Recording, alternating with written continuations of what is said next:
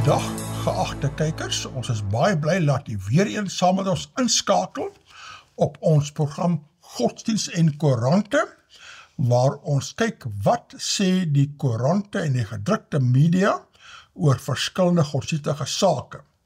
Ons saai uit hier op die TV-stasie, die onafhanklike Christelike stasie, Homebase TV vanuit die Kaap.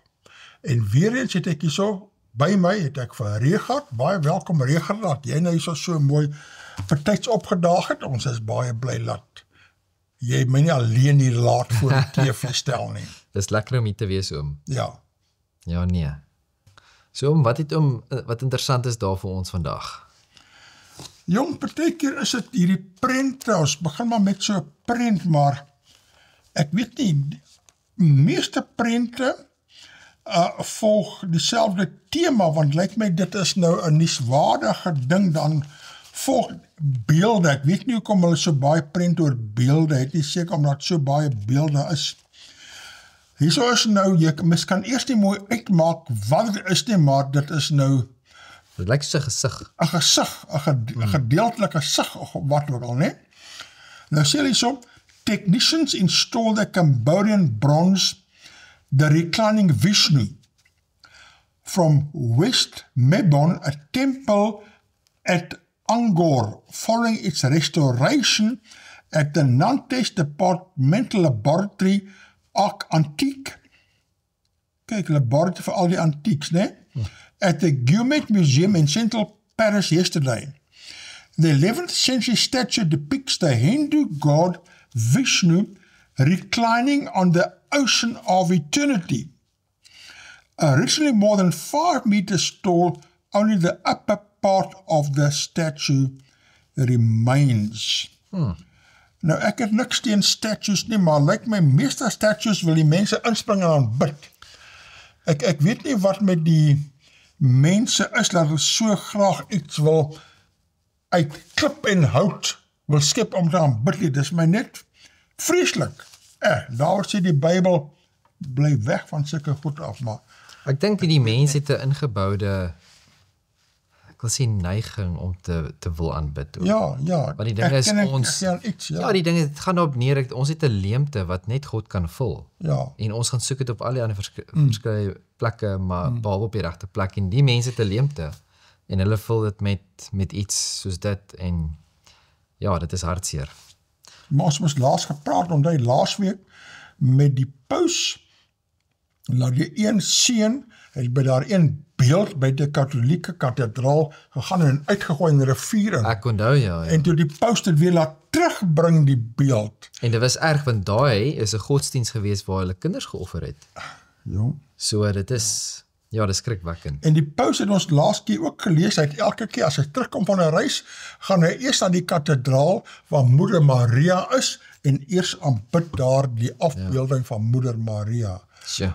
Soos eintlik is die katholieke kerk niks beter as hierdie Hindus nie, want almal aanbid of toon respek teenoor beelde of wat ook al, maar om respek te toon vir 'n klipbeeld is skokkend. Ja, nee. Het jy ietsie beters daarvan om na te kyk? Oom, hier is nou iets interessant. Ja. Dit sê hier so, nuwe dokumentêr oor Itermagog, was eintlik Itermagog, né? Itermagog, ja. Nou, ek ken hom as Itermagog. Ja. Het hartroerende trefkrag. Dieselfde regisseur wat Suid-Afrikaners vasgevang gehou het met die Oscar-bekroonde My Octopus Teacher, het 'n nuwe dokumentêr gelewer met dieselfde hartroerende trefkrag, indien nie meer. Pippa Elrich se jongste projek, Pangolin Kula's Journey, gaan oor die redding van 'n Itermagog of muurvreter, waarvan die kreatienskube hoog in aanvraag is vir tradisionele Chinese medisyne. Ai, tokkie. Dis hartseer, né? Dat, ja, in elk geval. 'n Itermagog se enigste verdedigingsmeganisme is om hom in 'n bolletjie te rol. Dis nogtans maklik vir stroopers om hulle op te spoor, omdat die diertjie swaksig het. Baie herstel ook nooit van die trauma om uit hulle omgewing verwyder te word nie. Hulle gaan dood voordat hulle vrygelaat kan word of in medisyne gebruik kan word. Dis dan baie hartseer, né? En daarso sien ons nou die prentjies van 'n Itermagog. dis wat ek graag wil hê, so Etermagog op my skouers, nie, daar's Etermagog op normaal se skouer, dat jy mekaar ronddra en nou, Ek het een gesien op die plaas oom. is dit? Ja, het ek nogals, want jy word heeltemal in die veld geslaan, Ja. want jy weet daar's verskeie diere en Ja, diertjies op die baie plaas, unieke, maar abnormaal. dis 'n unieke ding wat ek Persoon het dit is- al op prentjies gesien en so aan, maar toe die ding hier voor my uitpop en hardloop, dog ek sien 'n alien. Ek sien wat op aarde is hierdie ding wat hier hardloop. En toe besef ek, maar dis 'n Etermagog. En toe het ek so 'n bietjie agterna gehardloop en ek wou net hom bietjie beskou, maar toe verdwyn hy daarso tussen die bosse. En maar ja, dit is nou regtig iets baie unieks.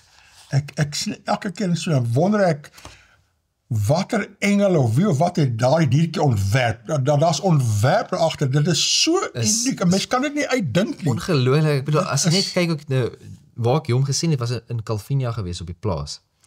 En toe ons daar aangekom het ek blommetjies en goed daar gesien wat ek nog nooit in my lewe gesien het nie. Die verskillende patrone Verwondering. en dis ongelooflik om te sien dat God het letterlik elke liewe dingetjie wat bestaan onder hierdie son, het God ontwerp en hy het dit geskep. Dit is vir my net ongelooflik. Om te dink net dit het ontstaan uit niks uit nie, man. Ai, Sjoe, pragtig. wat baie geloof. Nou het ek hier so iets interessants, eintlik moes ons hierdie brug laasweek gelees het, maar toe was die paus nou alles oorheers, want almal loop mos agter die paus aan, né? Maar hierdie is tog nuuswaardig en dit gaan oor die Open Moskee hier in die Kaap. En hulle is in 'n sekere sin amper soos die doleerendes in die moslim geloof. Want 'n klomp van die verkeerde neigings en rigtings en verkeerde gelowe in die moslim geloof probeer hulle regstel, maar hulle kry maar redelik teenkanting. Nou sê hulle so, dear friend, the Open Moskee is marking Freedom Day in South Africa with a truly remarkable range of events that welcomes all Muslims as well as those of other faiths and none. Soos as jy geen geloof het nie, kan jy ook gaan daar.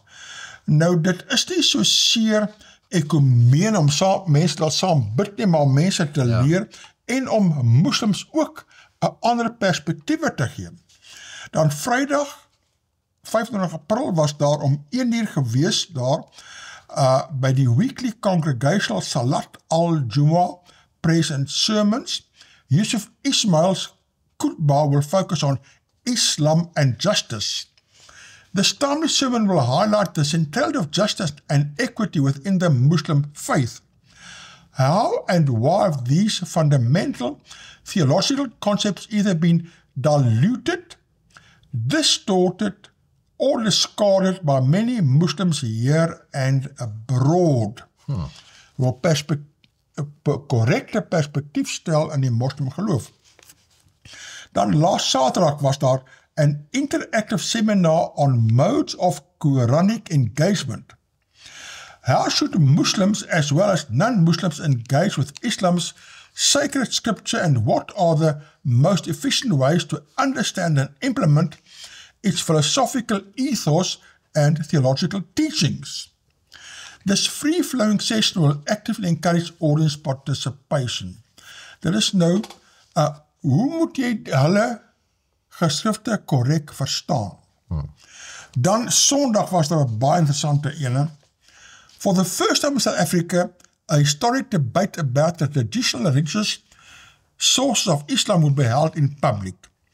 The trailblazing debate will boldly dissect the controversial question, do Muslims need hadith? Weet jy wat is hadith? Ek vra jou 'n bietjie vas.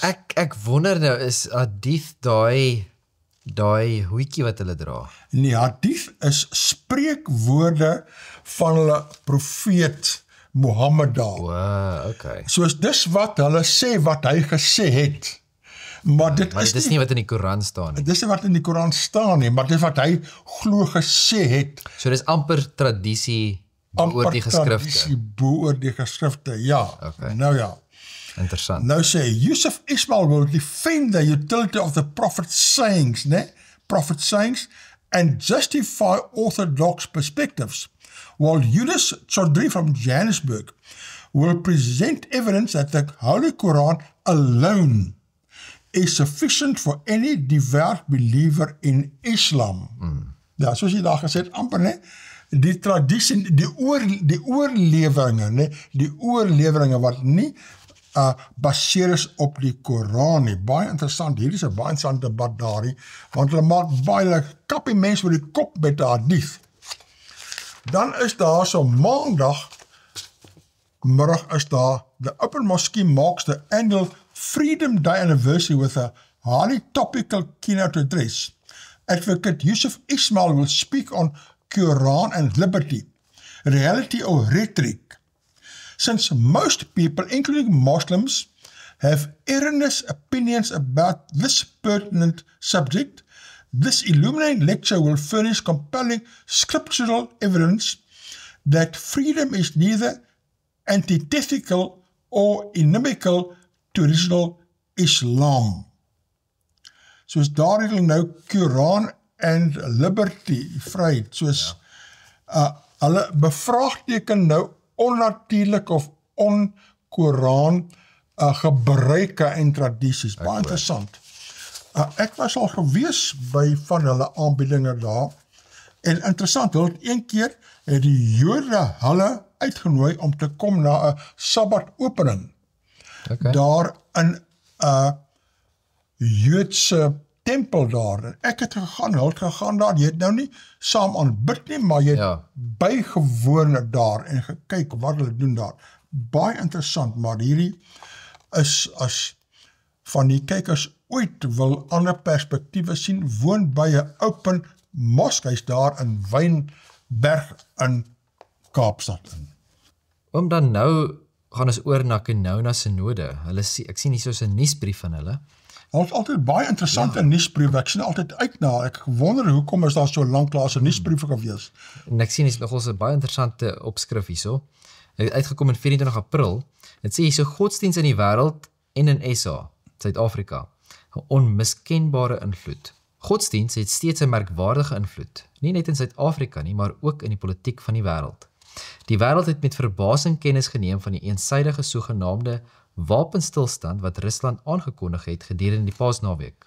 In 'n artikel wat op 18 April in News24 verskyn het, skryf verskillende meningsforums hoe dat godsdiens steeds die landskap in Suid-Afrika bepaal.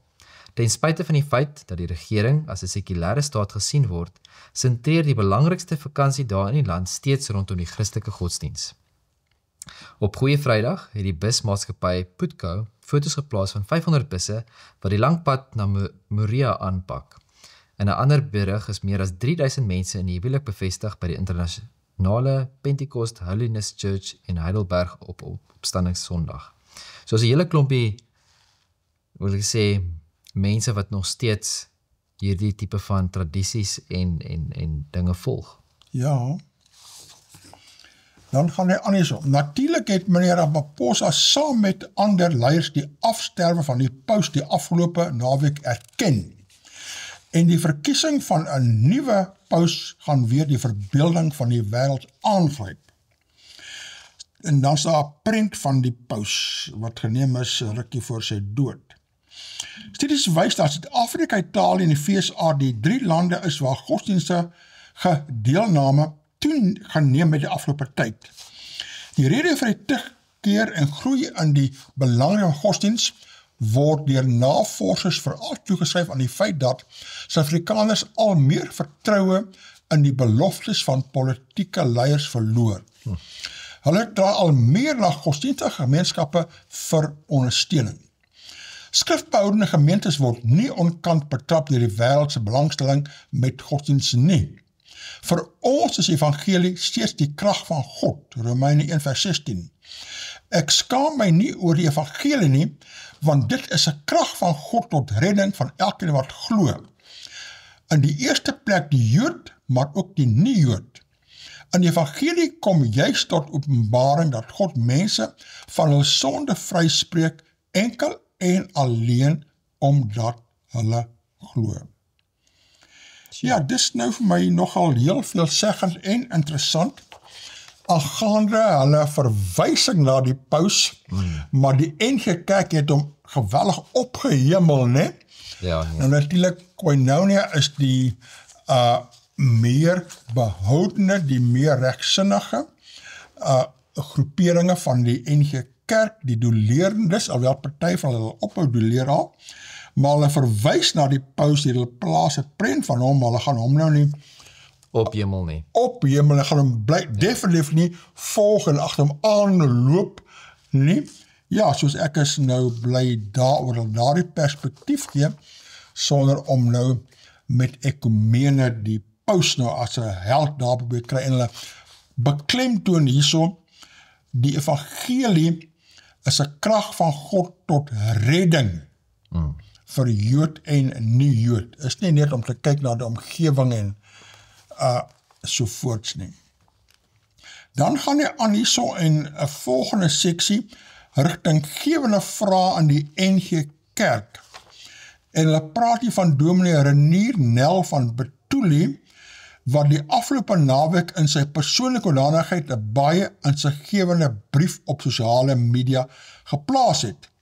En ek het daardie brief gekry op sosiale media en ek dink, joh, dis baie goed, ek wil hierso lees. Ja. Nou is ek baie bly hulle het hom eintlik hierso opgesom, laat ons dit nou amptelik uit hulle nuusbrief kan lees daar, want ek het nou amper nie geweet of ek Renier Dominee Nel sy persoonlike briewe sommer hier oor die lug kan lees en nou kan ek, né? Hy spreek dan sy kommer uit oor die rigting waarin die leierskap van die NG Kerk besig is om die kerk te lei. Sy skrywe word in verkorte vorm hier aangebied. Beste besorgde medebroers en medesusters van die NG-gemeente in Suid-Afrika. Alle aanduidings is dat die ASM, Algemene Synode Moderamen, en of AS, Algemene Synode, werksgroepe vanaf 2015 volhard op 'n pad wat gemeentelike twiste, rusies, onenigheid, kerkskeuring aanhits. Ja, hulle neem sulke besluite, dan sê hulle die plaaslike gemeente moet nou besluit wie wil dit aanvaar of nie of wat, en dit maak baie rusie en onenigheid. AS voorstelle en besluite met betrekking tot intergodsdienstige kerkbijeenkomste tussen Islam, Judaïsme en tradisionele Afrika godsdienste, seksuele oriëntasie en identiteitsbesluite en die aborsie etiese vraagstuk is enkele algemene synode sake wat gelei het tot die huidige onchristelike, interpersoonlike en gemeentelike wanverhoudingstoestande in ons NG Kerk, né? Onchristelike, interpersoonlike wanverhoudinge. Wanverhoudingstoestande. Ja. Het hulle, die AS het nou wanverhoudingstoestande geskep in hulle geliefde NG Kerk daar. Ja, dit is baie waar wat hy sê. Natuurlik is dit waar wat hy sê. Dit is soos hulle veroorsaak eintlik onenigheid. Natuurlik hulle veroorsaak. So dit is, ja, dit is erg. Die besluite is onder andere die vrug van die AS se keuse vir die DEI ideologie, Diversity, Equity, Inclusion. Dit ten spyte van verskeie kerklike vergaderings, NAM-synode, Koinonia-synode, ringe en dolerende gemeentes, sy jarelange pleit en grafamina aan die AS om terug te keer na sola scriptura, die Bybel en die Bybel alleen. Ja. Genoegsame getuienis bestaan dat die ASM en of AS se kommissies dreigveldtogte voer teen dolerende gemeentes met suggesties van KO artikel 22.3 as wapen, oorname van behoudende gemeentes deur 'n ring. Verder vind beweerde tugdreigsaksies en tugsondersoeke teen behoudende leerders plaas van beweerde kerkskeuring.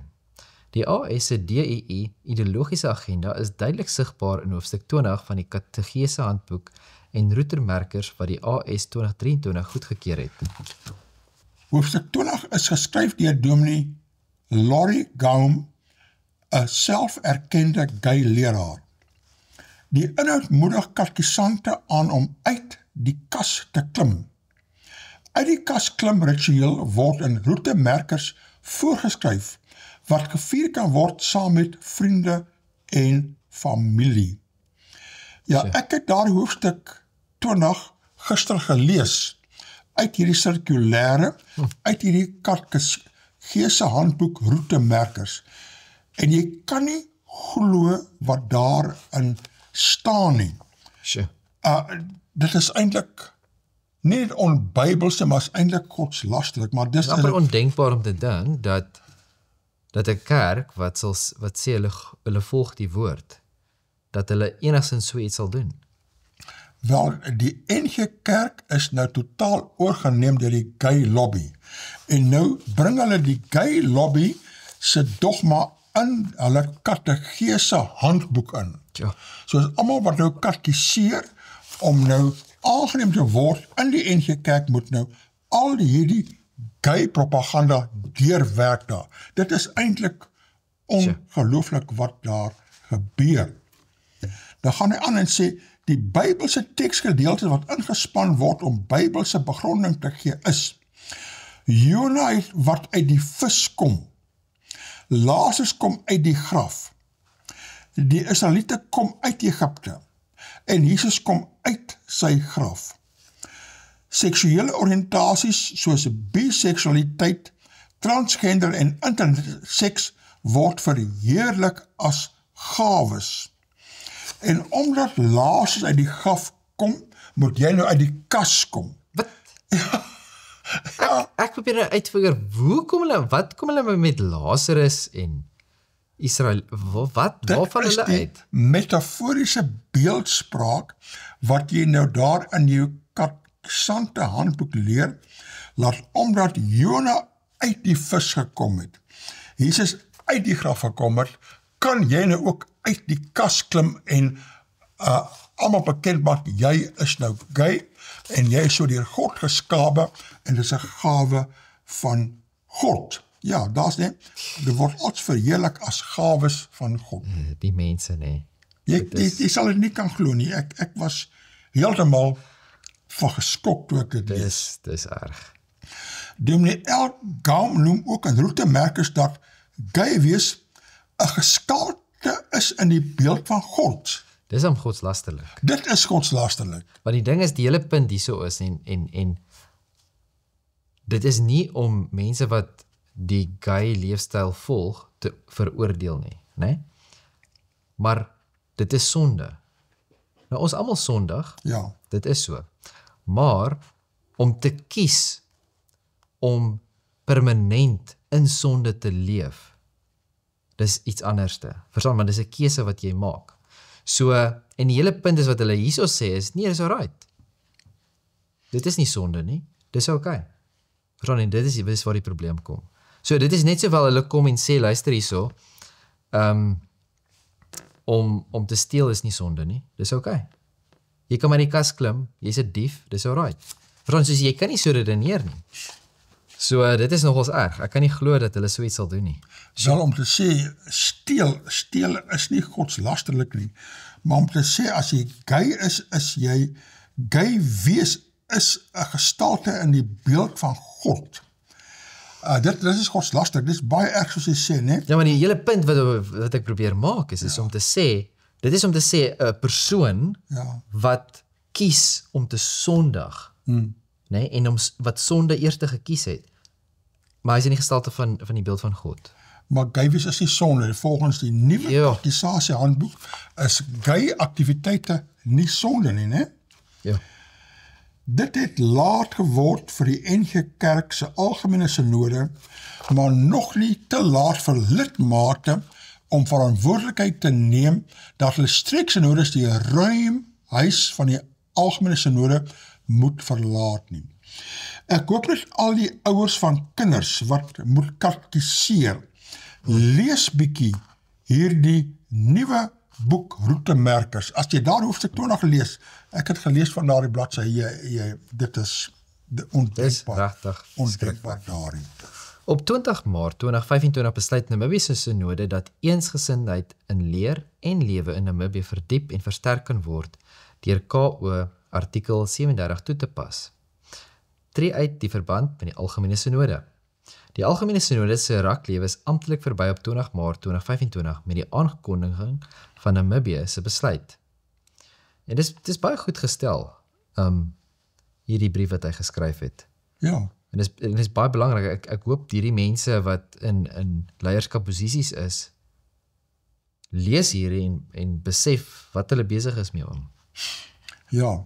Ek wil vir kykers sê, as julle elke keer hierdie Koinonia Sinode nuusbrief wil ontvang, maak die saak of jy aan die NG Kerk behoort of nie, of wat ook al, as jy wil weet wat aangaan in die kerklike opset, skryf in, kyk net daar op die internet, Koinonia Sinode, tik in daar, en jy sal opkom, en jy kan daar inskryf, laat alle circulaires jy dit daar ontvang, want dit is baie, baie insiggewend en interessant. Elke keer ek sien uit na al nuusbriewe daar, dat die mens verstaan, wat gebeur in die kerk en die dinge daar. So. En as daar van die mense is wat die volledige brief van Dominee Renier Nel wil ontvang, kan ek dit ook vir julle daar per WhatsApp aanstuur as julle wil. Nou ja, dan het hulle so 'n derde seksie, geloofsbelijdenis van Nicea. En hulle praat hier van 6 lesse, en dan het hulle hierso aan die volgende bladsy, wat die geloofsbelijdenis van Nicea daar behels. Ek wil dit bietjie deurlees daar, en dit is heel interessant, dit is ook 'n geskiedkundige dokument. Nou sê so, wêreldwyd word met nuwe oë na die belijdenis van Nicea gekyk, en Kevin de Young haal in 'n onlangse artikel 6 lesse hieruit aan. En ek gaan nou elke van die 6 lesse net die opskrifte kan ons lees, ek gaan nou nie al die beskrywings lees nie, want ons kan die geloofsbelijdenis self daarso lees en kyk en sien. Nommer 1 sê dit, die geloofsbelijdenis van Nicea beklemtoon hoe belangrik dit is om die regte dinge te glo. Jy moet reg glo wat in die Bybel staan, en nie 'n klomp ander dinge glo wat hulle inbring wat nie in die Bybel in staan nie. En dan nommer 2, die geskiedenis van die geloofsbelijdenis van Nicea leer ons dat nuwe uitdagings op nuwe maniere bekamp moet word. Ja.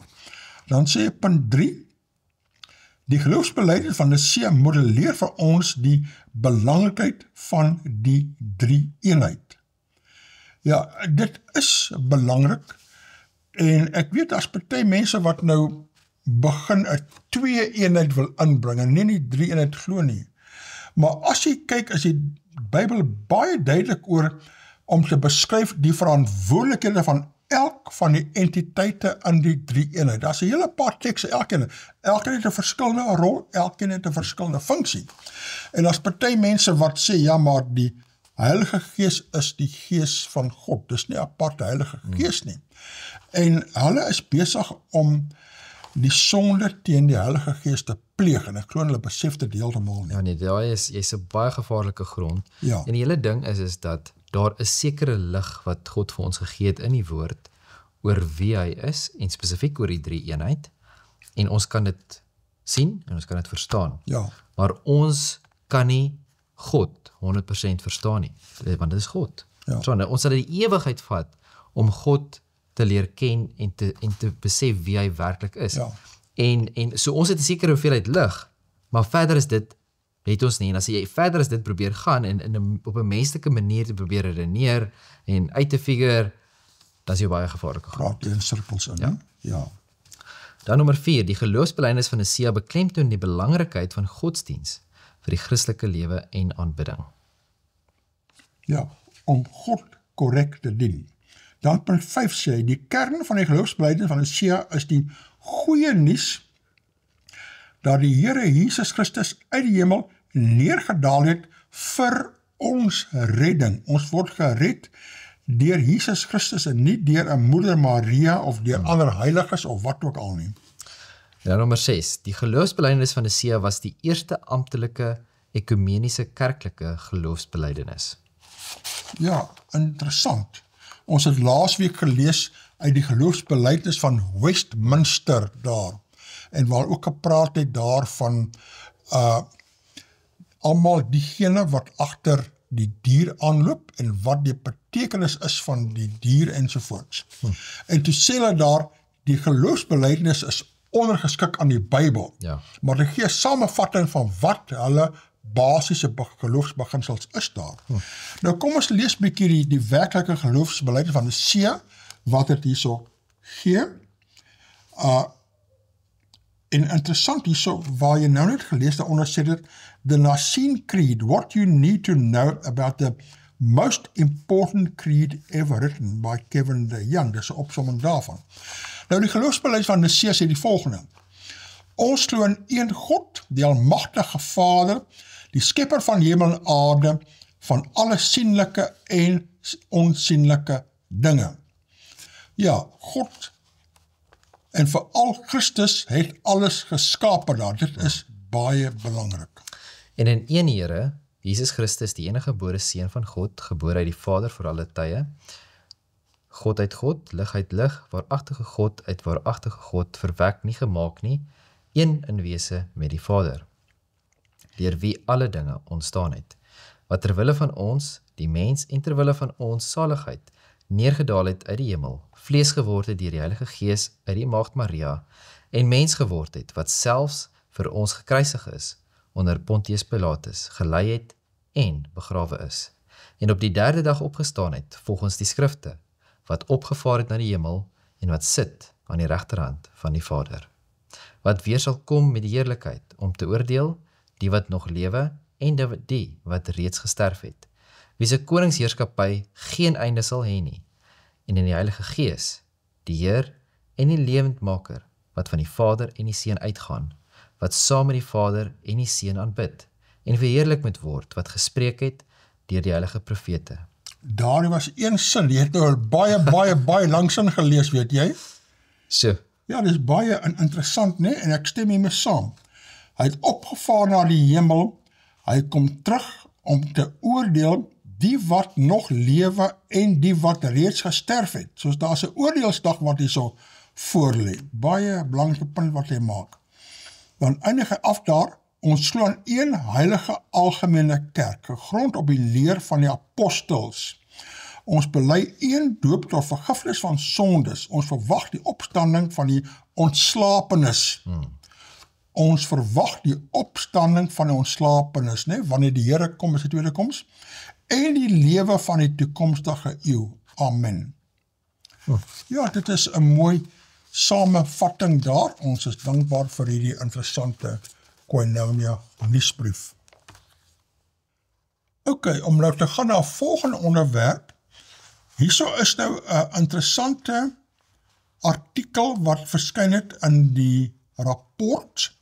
Rapport is word nie meer gedruk nie, maar jy kan nog elektroniese, as jy ingeskryf is daar van Media 24, kan jy sy berigte nog lees, sy briewe en sovoorts. En hier is nou 'n interessante berig. Kerkleiers vergader met Cyril, wil band tussen kerk en owerheid versterk. Ja, nou dit kan 'n goeie ding wees, dan kan ook iets gevaarliks wees. Kom ons kyk wat sê hier. Kerke kan 'n sterk invloed oor 'n regering uitoefen deur aanspreeklikheid van die land se leiers te eis, sê Dr. Neuma Venter, algemene sekretaris van die NG Kerk.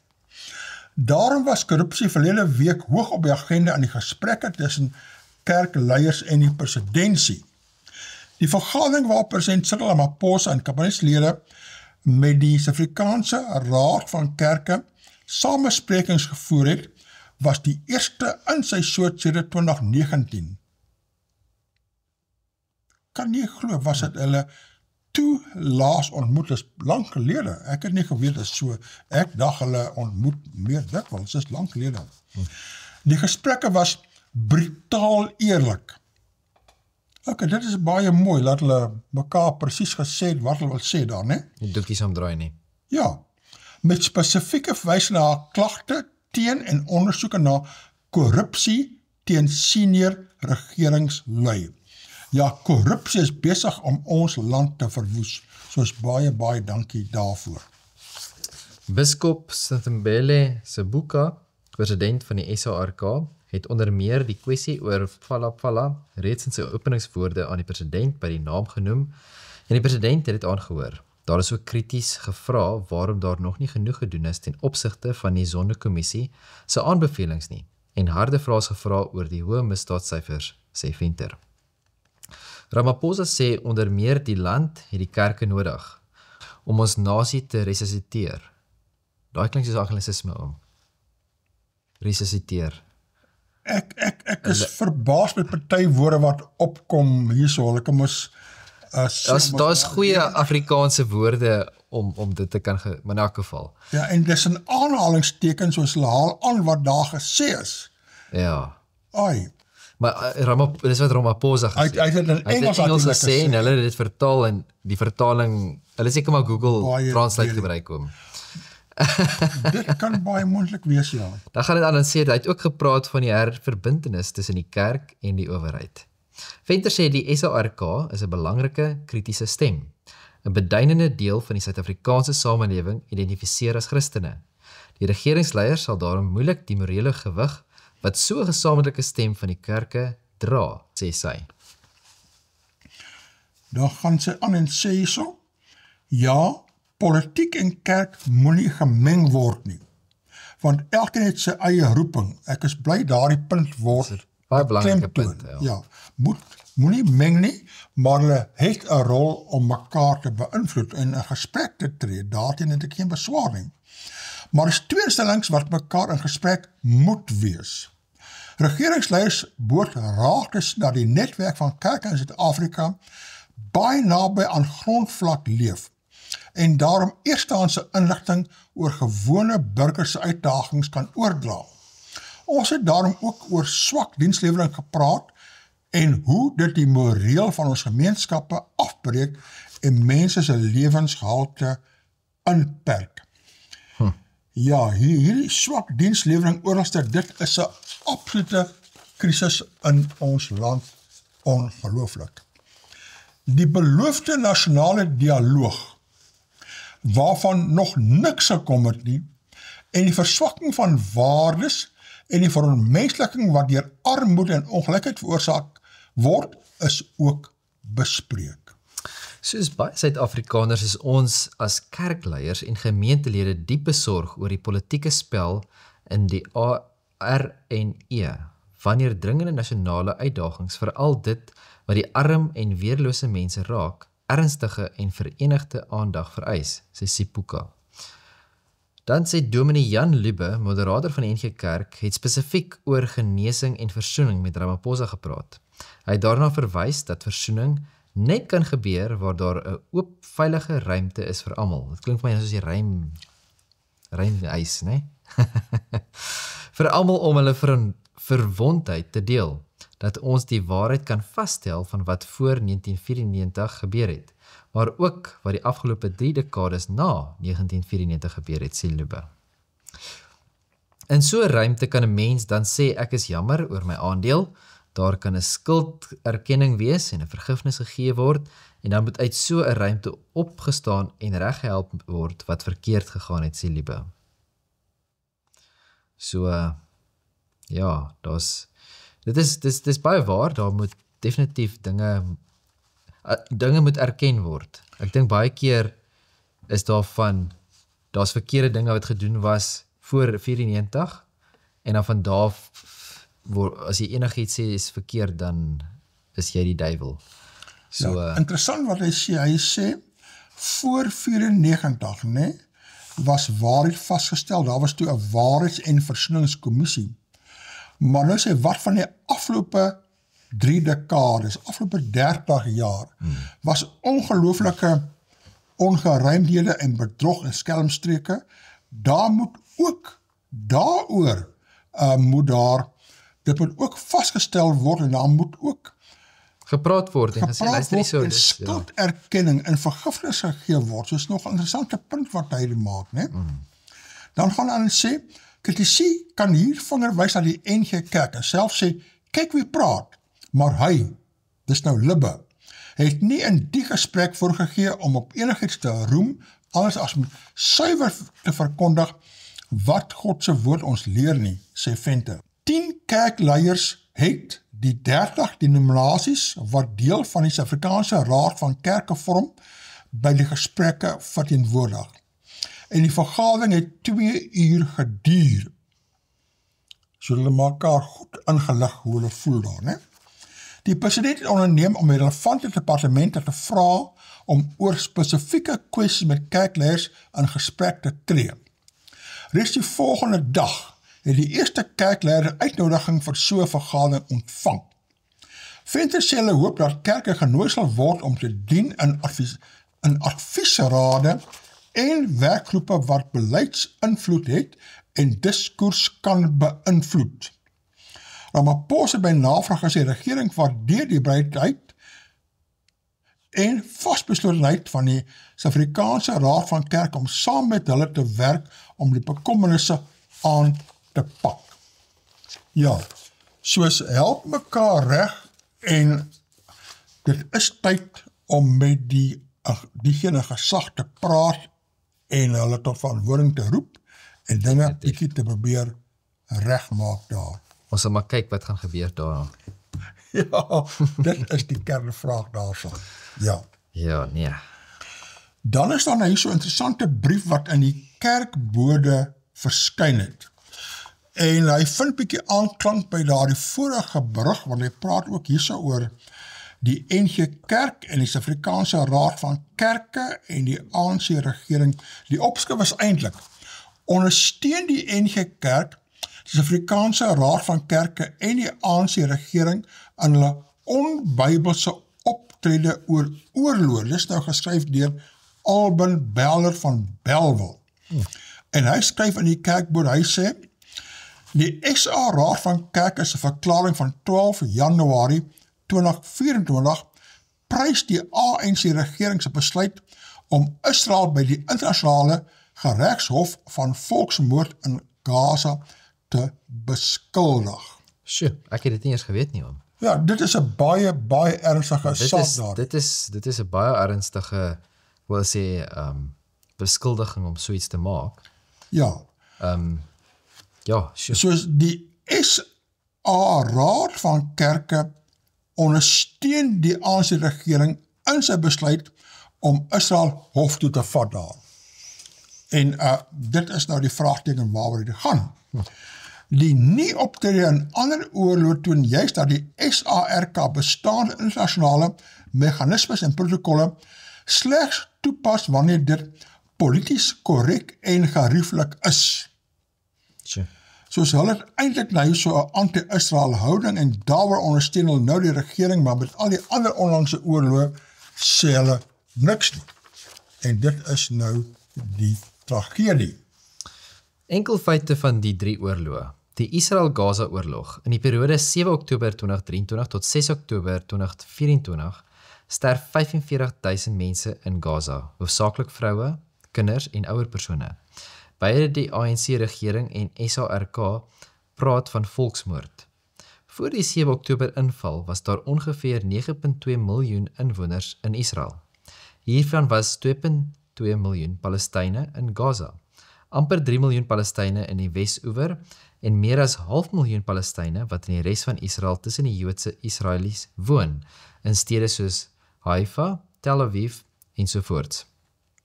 Hierdie laaste groep staan ook bekend as Arabiese Israelies. Sommige van hulle dien selfs in die Israeliese weermag, die IDF. 2 vrae duik op. Indien volksmoord gepleeg word, hoekom is daar geen aanvalle waarin die duisende mense omkom in die Wes-oewer of die ander gebiede nie? En dan punt 2. Hoekom net in Gaza waar Hamas regeer? En daarna praat hy nou van die Rusland-Oekraïne oorlog. Die oorlog duur al 3 jaar. Ongeveer 138.000 Oekraïense burgers, dit wil sê soldate, vrywillige burgers wat veg, vroue, kinders en ouer persone het reeds in die oorlog gesterf. Gemiddeld 46.000 mense per jaar. Sjoe, dis ongelooflik baie. En daaroor sê die Suid-Afrikaanse Raad van Kerke niks. En dis wat hy oor betoog daarso. En in Israel, as Israel nou met volksmoord besig was, dan sou hy mos in Gaza ook almal doodmaak. En almal binne in Israel ook. En in die Wes-oewer, maar dit gebeur nie. Dit is net daar. Die ding is, dis vir my altyd interessant, baie van hierdie mense het opinies oor iets wat hulle nog nooit ervaar of gesien het nie. Hulle was nog nie daar nie. Meeste van hierdie mense was nog nooit in Gaza nie. Hulle was nog nooit in Israel gewees of in hierdie plekke waar hierdie goeders besig om te gebeur nie. Maar hulle het opinies oor dit. Dis wat vir my En sterk, en dit baie is sterk byvoorbeeld opinies. net om 'n voorbeeld te maak. As iemand nou kom en hulle sê, "Sjoe, maar jy weet om squash te speel is baie gevaarlik. Jy weet jy moet dit nooit doen nie." Nee, en hulle het hierdie groot opinie oor dit, maar hulle was nog nooit in 'n squashbaan nie. Hulle het nog nooit squash gespeel nie. Dan sê ek soos, hoe kan jy so 'n stelling maak as jy het geen ervaring daarvan? Jy sê 'n squashspeler nie, die laat jy so kan praat. Maar die punt is net, so vir my is dit net, gaan aan die plek toe, gaan kyk wat daar gebeur, kry 'n bietjie ervaring en dan kan jy 'n opinie hê oor dit, maar in elk geval. Ja, nee, presies daar. Dan het hy so 2 vrae. Hoekom het die SA regering nie ook 'n internasionale hofsaak teen Rusland ingedien nie? Presies, dis inkonsekwent, né? Maar daar's 'n klomp redes daarvoor. Die ANC regering het 'n klomp geld gekry, so is die vermoede en so word berig daar van Iran na al daai lande sodat Suid-Afrika die hofsaak kan maak en nie die ander nie, né? Sure. Dan vraag 2, hoekom het die SA Raad van Kerke nie ook 'n verklaring opgestel om die oorlog, die ene nou in Rusland-Oekraïne, te verdoem nie? En dan punt 3, die Sudanese konflik daar. Op 15 April 2023 het die Rapid Support Forces, 'n etniese Arabiese militia, die Sudanese weermag se basisse regoor Sudan, insluitend Khartoum en lughawe aangeval. Die burgeroorlog in Sudan het die afgelope 2 jaar altesaame 150.000 burgerlikes gedood. Meer as 11 miljoen mense het uit hulle huise gevlug. Die SAF speel 'n dominante rol in die Sudanese politiek en het al militêre staatsgrepe uitgevoer. Tans regeer die SAF die land na 'n staatsgreep. Die konflik handel oor die integrasie van die RSF in die SAF om 'n oorgang na 'n burgerlike regering te beplan. 'n Mens kan met reg vra, hoekom het die SARK nie ook verklaring opgestel om die oorlog te verdoem nie, veral weens die groot getalle sterftes, ontheemdes en hongersnood.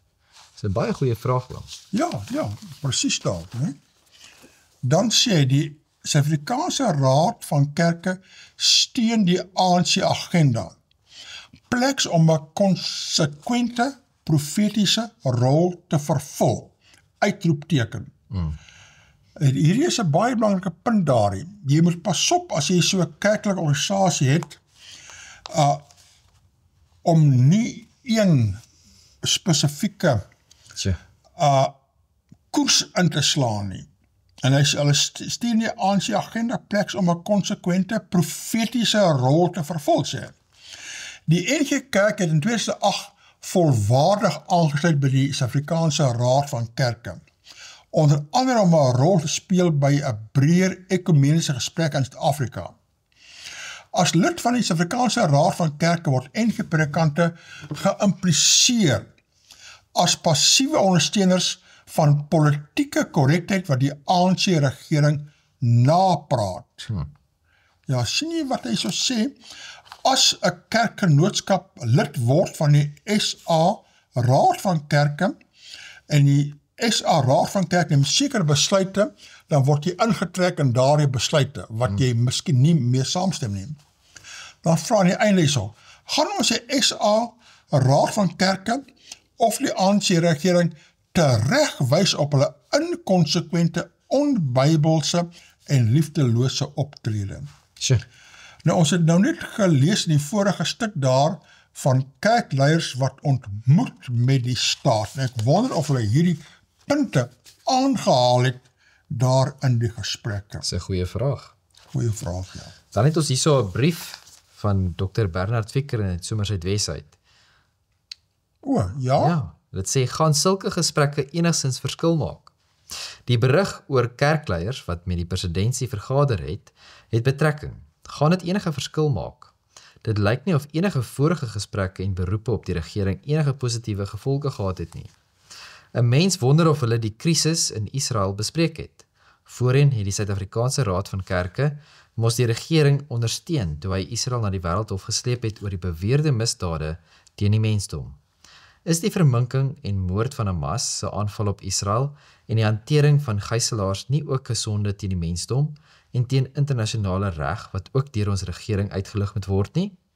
Kan enigiets positiefs verwag word van kerkleiers wat die staat aanspreek en probeer reghelp? Dit is belangrik om te praat, maar gaan iets gebeur. Die ding is amper soos wanneer daar weer verkiesing is, oom. Dan is daar al hierdie beloftes wat gemaak word en ons praat en hulle word besoek plekke en hulle besoek kerke en hulle besoek al die plekke en daar word baie gepraat en goed, maar na die tyd dan gebeur daar niks nie. Daar word al hierdie beloftes gemaak. So dis vir my amper dieselfde soos daar word gepraat nou en die kerke kom nou na die regering toe, nou word gesels en die persoon sê ja nee, definitief en dan loop hy daar uit en dan wat gebeur dan? So, dis die vraag. Wel, om te praat is beter as om nie te praat nie, want as jy praat is daar 'n kans dat iets sal miskien gebeur, en ek dink die pratery help en die kwessie verduidelik, help het insink, maar of daardie verduidelikings tot praktiese gevolge lei, dit is die vraag waaroor 'n mens nou the $1 million question, wat 'n mens graag wil hê, daar's baie dinge wat reggemaak moet word in ons land, daar's baie dinge wat gepraat. 2 uur gesprek was goed, daar moet baie meer gesprek en die kerke moet begin staan op hul punte. Sal goed wees om ook party van die kerke wat nie lid is van die SA Raad van Kerke, daar's heel wat van hulle ook te betrek daar, sodat hulle input ook daar verkry kan word. Maar nou ja, is 'n uitdaging. Ons bly in ons is nie in die hemel, ons bly hier op in 'n wêreldse wêreld daar waar dinge nie perfek is nie. Eendag in die hemel kan ons sit en praat en alles sal mooi verloop daar. Ons wag maar tot daar sommer. Intussen sal ek en jy maar sit en gesels hier so. Nou jou vriend Karel, ons tyd is weer op. Ek sien so. Tot sien sê vir kykers, dankie vir die saamgesels en saam luister en as jy van die inligting wil hê daar van Koinonia Synodes sirkulêr wat ook al, laat ons net weet, ons stuur vir die alles aan. Dankie vir die kontakte, dankie vir die terugvoer. Baie van die inligting wat praat is wat die kykers vir ons stuur daar, ons waardeer dit.